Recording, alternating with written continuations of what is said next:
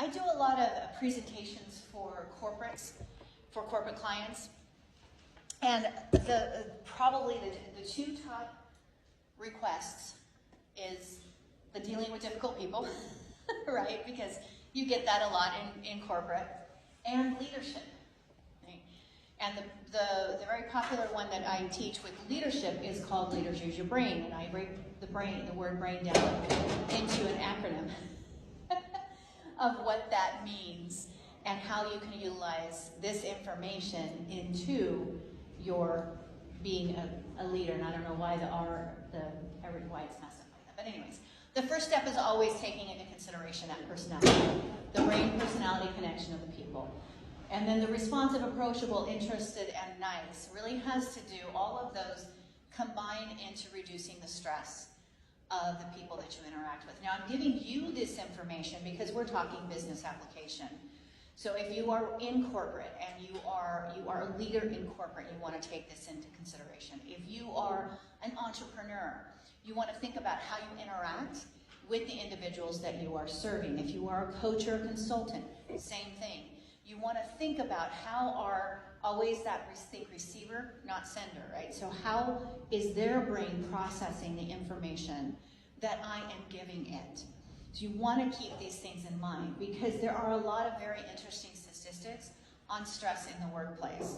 And I wanted to share those with you this morning. So I'm just going to pop a few of these up.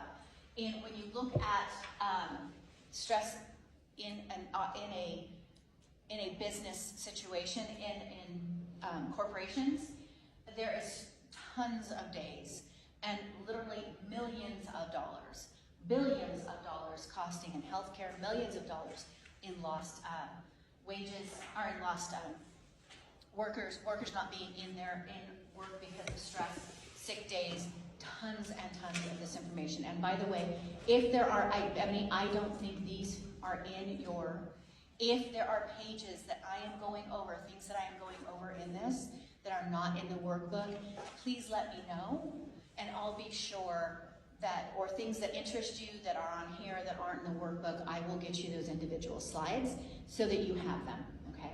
Just let me know, or someone on the team know, type it in the chat, whatever you need to do, and I'll be sure that we get it to you. Might not come right away, you might need to give us a week. But very interesting statistics, right? And if you are an employee, you may relate to some of these things, because I know that some that are in this program do work, and they are HR managers, they're individuals who deal with this a lot. So these are important statistics for those people. Now, a lot of these, by the way, are pre-COVID. So the figures are even more serious right now because companies are having much more difficulty holding on to their employees. A lot of it is connected to stress. But if you look at how many millions of workdays are lost due to ill health, which basically boils down to stress, and how much businesses are losing financially, it really behooves us to take a look at how are we interacting? What are the things that we are doing with people that might be contributing to the current situation? Are there things that we can do with our clients to make our clients more comfortable, to reduce their stress, to our teammates, or to the people that we are leading? What does that look like, and how can we help manage that? We went over a ton of information yesterday that really helps you to understand all about recognizing what their personality is, and how do you support that and honor that. But there's a lot of other things that we do too. And one of them is just our body language. Just literally, what are your facial expressions? And what is your body language telling them? Now, I am not a body language expert. I do have training in body language, but I would definitely not consider myself an expert at all. But I do try to apply the information in myself when I am interacting with other people. And this happens when you want to take this from how you're dealing with the family members, how you are dealing with the people in a networking situation, right? All of this is really important. So stop and think for a minute. What is my face, my body? What am I telling them? Am I having really good eye contact with my potential clients or with just anybody that I'm talking to in any situation? Because eye contact is important. And remember, certain brain personality connections, certain brain quadrant dominance, especially your nurturers, the eye contact is very important to them, right? That is going to help them to feel more comfortable with you. Now, you don't want to do the whole staring thing with the eyes wide open and make them feel like, oh, this is creeping me out, right? You don't want it to be unnatural, but you do want to start paying attention to how much you're looking at their face. Because when you're not looking directly at them when they are talking, when they are communicating with you, it gives their subconscious the feeling that, hey, this person isn't paying attention to me. Right? So pay attention to how you are interacting with the other individuals. Be sure that you're more open. Right? If you have your body backed and you're folded and you're crossed and you're closed off, or you have a more serious look on your face, and it's not a serious conversation, right? Then you are communicating again to their subconscious, I'm not really interested.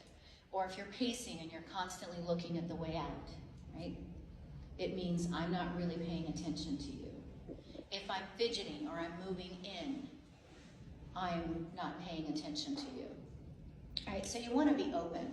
You want to stand in a way that makes them comfortable with your stance. So not too close, not too far, making that eye contact so they know that you are engaged with them. It's really important to repeat oftentimes. One of the things that was super interesting when I took the psychological first aid course and got the certificate in that, they were saying how important it is, even if you think you know, even if you're 100% sure that you know what you understood what the other person just said to you, you got it.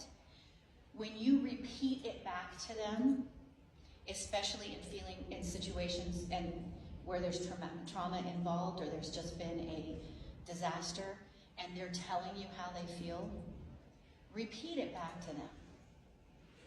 Something like, so I understand you are really stressed right now. This has been a mess. How are you feeling? And if they tell you, they're feeling overwhelmed, they're feeling emotional, they're feeling lost, then acknowledge that.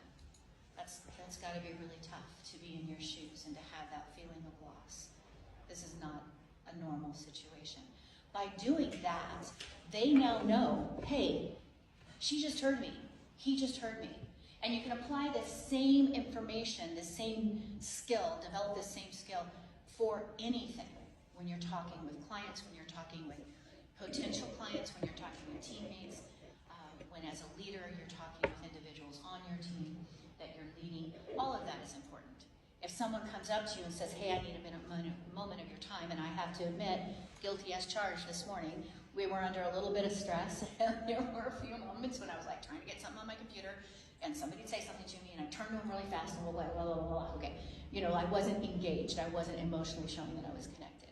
So we do get those moments ourselves, but if we can just take time sometimes to step back, take a deep breath, and think about what do they need, right? What do they need in that moment?